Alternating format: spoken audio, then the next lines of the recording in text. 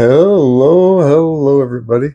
And as I was sitting here planning on making this video, I'm sitting here at the foot of my bed, in my bedroom, mind you, and I'm thankful that I have a partner, my wife, who allows me to do this. She really hasn't said anything about it, and I don't think she minds. She allows me to do it. I'm thinking, wow, thank you. So, what we're going to be talking about today, let's see here. What's going on here? The 75-gallon fire and ice. Lots of boys zooming around. The red Rilis, the blue jellies, and the red fancy tigers. Ooh. But this is the tank with the tripod sitting in front of it. And this is what I'm going to be doing a lot of here coming up is all these tanks where I brought in the shrimp from outside this summer. Some of you who may not know, I bred out thousands and thousands of shrimp outside in tubs this summer, and I had to bring them in. And this is the orange Rili, and the orange Rili tub was the most prolific tub for sure. I brought in over 1,000 and put them in here twice. Then I still ended up scooping out another 1,000 out of that 100-gallon tub. So a lot of the shrimp I brought in were little. The adults, as soon as I put them in here, they were breeding. They're still breeding. There's lots of buried ones, but these guys are amazing. These guys breed like nothing I've ever seen. I put them in this 40-gallon tank with 2,000 of them, and you think, man, they probably ain't going to breed too much more. Now you may be wondering, why is the glass so dirty? Well, in these tanks, I usually have plecos, if not a whole colony of plecos in my shrimp tanks. Well, these tanks are set up for the outside shrimp. I tried to keep it minimal. Just a single big sponge filter with like 3 watts of air running through it. Moss. In this tank I put in some Bacopa, but I think Bacopa is one of them plants that just doesn't really love my water for some reason. Now, these didn't die. And I think they're growing, but for whatever reason. And I don't have plecos. That's why my glass is so dirty. Most of my new tanks have plecos, but when you stop and think about it, it's like I talk with people all the time. It's like, what is the purpose of your tank? What are you trying to accomplish? Like, because they're trying to do this, they're trying to do that.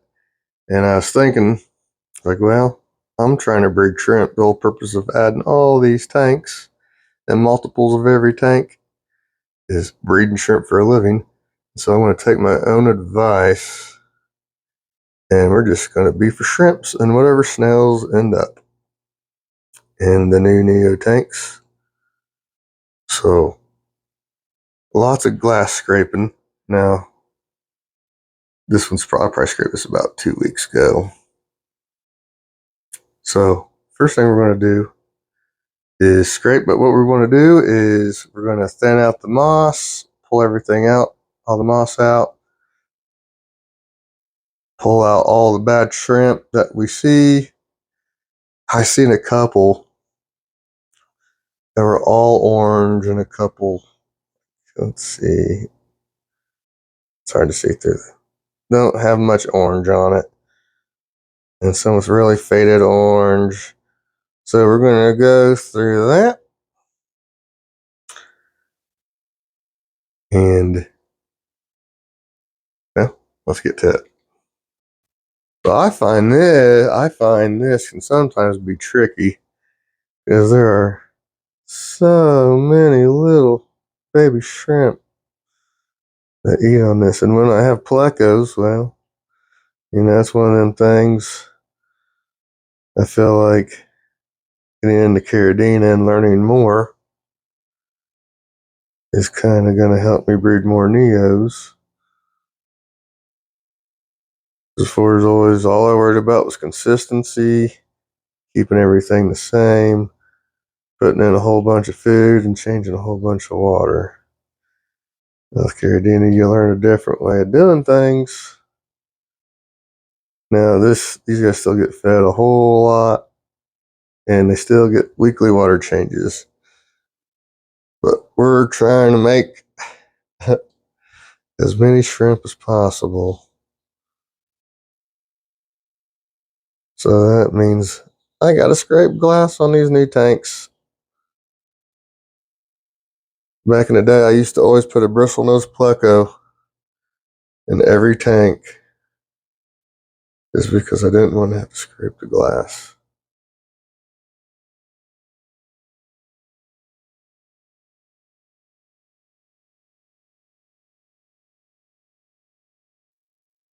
Alright, so the first thing I want to do here in this project is siphon some water out. A few gallons of water into a 5-gallon bucket. And this is so we'll put our moss in.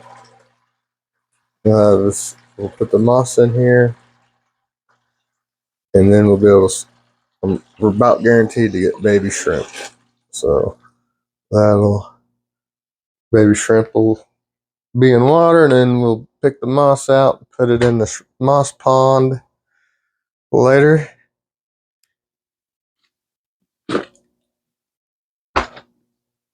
All right, so let's dig in here. Yeah, this thing's kind of cold feeling. The Chinese sticker thermometer says 68.20°C. Feels chilly. Of course, it is 9 outside right now. I'm blowing like crazy. 9F, which is like negative 12°C or something, I think. And they say the wind chill's like in the negative teens. It's super windy out. So each little bit we get, one little bit at a time. And no matter how careful we are, especially with how many shrimp and how many baby shrimp are in this tank, I'm probably going to find like 10 or 15 at least in this bucket.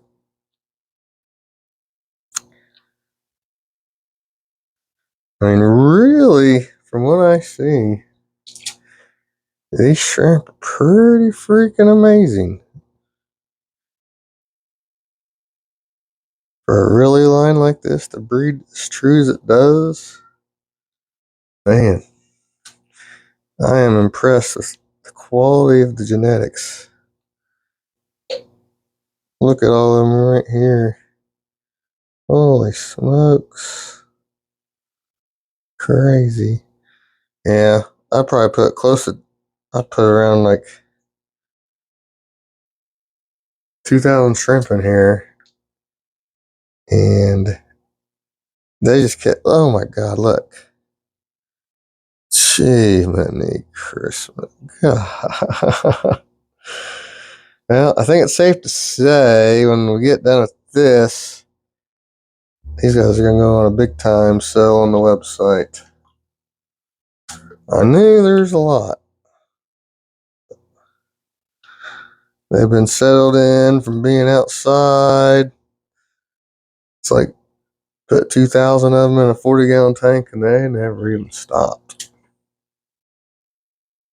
And when I was fishing them all out of the tubs outside,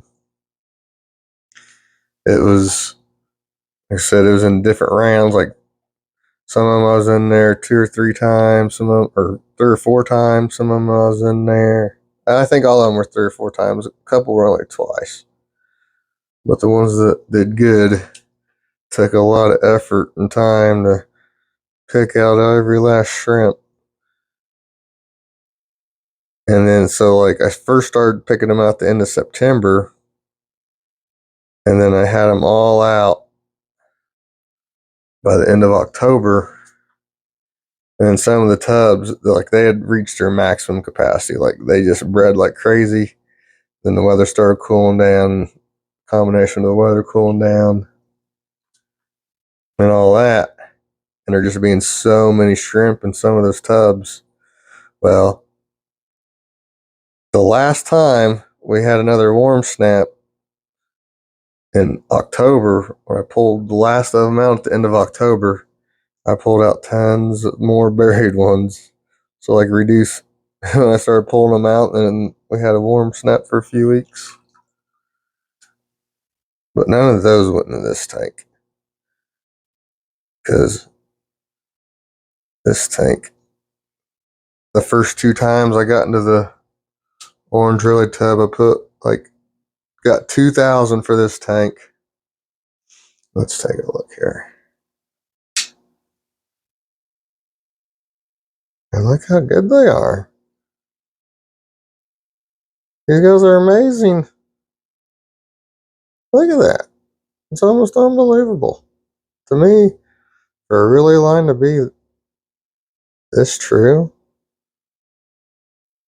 man, I got some really good shrimps with these now. Every time along the process, they've been culled down. They're about to be culled down again. So I've done my work with them.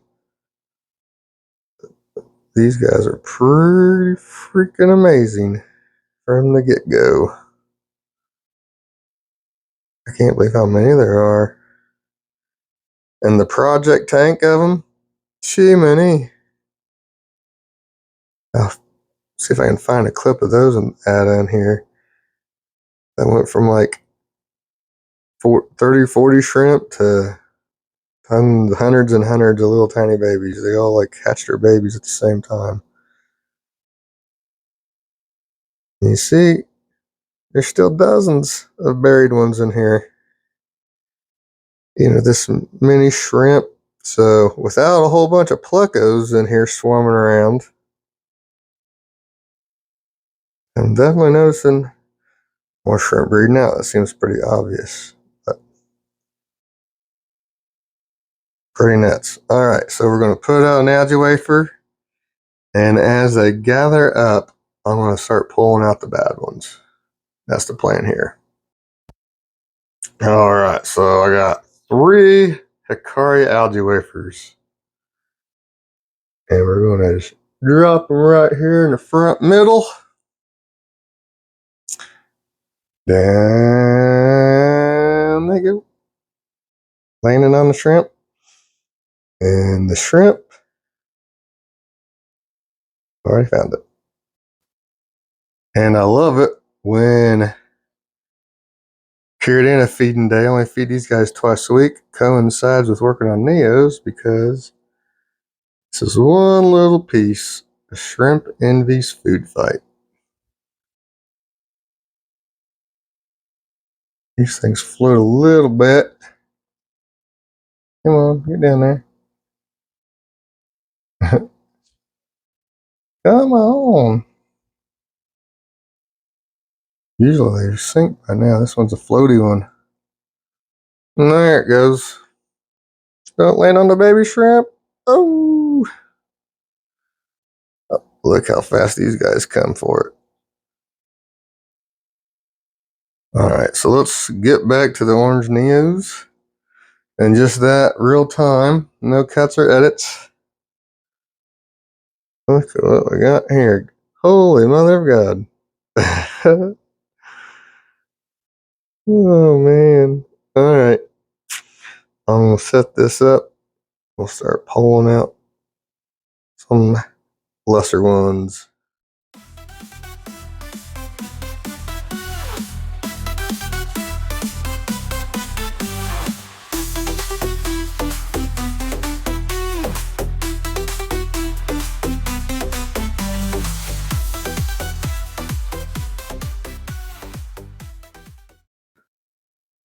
So would you just look at that?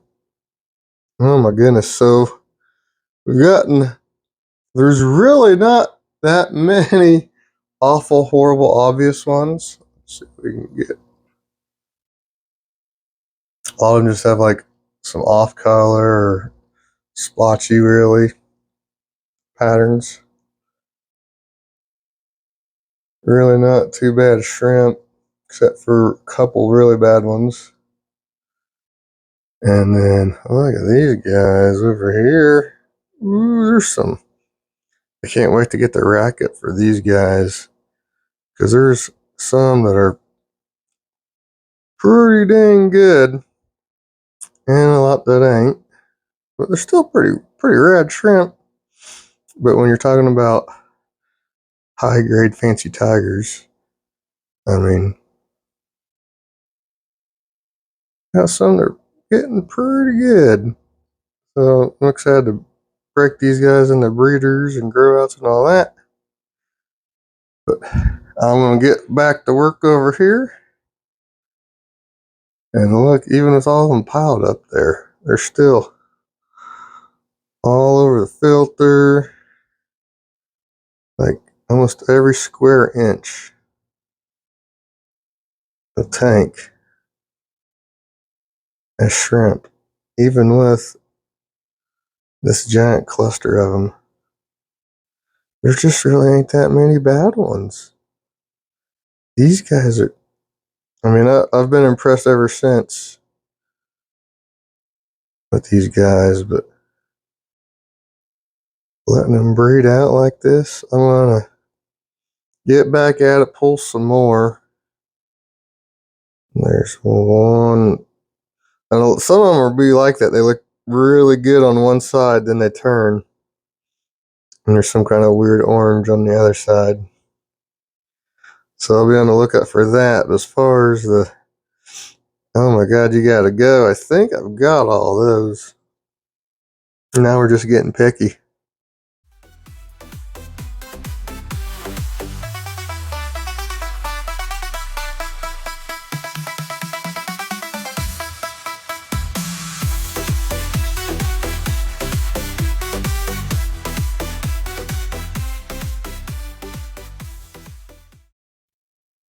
Okay, so I know we didn't do it perfect, but I feel better than I did before. And now it's going to be opened up more. So I got to put some moss back in there. And we got about 50 or 60. They're all out. And so that's it. And to think, when I got these like a year and 2 weeks ago, I think I got them at the end or the very beginning of December last year. I got 20, and there's a bunch of newborn babies in the bag with them. So we've turned these guys into a lot. So like I said, I'm going to put these guys, mark these guys down on the website. I've got way more than I thought I had, and they're still, they've been selling, but I need them to sell fast because they are insane. That breeding, I've had a lot of shrimp. I've bred a lot of different shrimp lines, and I gotta say, this one has all the ones I've already had, all the lines I've got beat. This line breeds like I've never seen before. So if you want to try really shrimp, and one of the things that scared me away, this is the first really shrimp I actually went out and got. Now I've been working on creating my own of the reds, but this is the first really line I ever got, and I was always kind of scared away because I thought calling them would be a pain in the butt. I thought, but surprisingly, these guys breed amazingly good and true for reallys, and I've never had a line breed this fast. So let's put some moss back in. So that moss we got out earlier, I'm going to take probably like 20-30% of it, and that will get us started again for the moss. Watch out, shrimpies. I like to just kind of wedge it down in there, put some sand on it to weigh it down.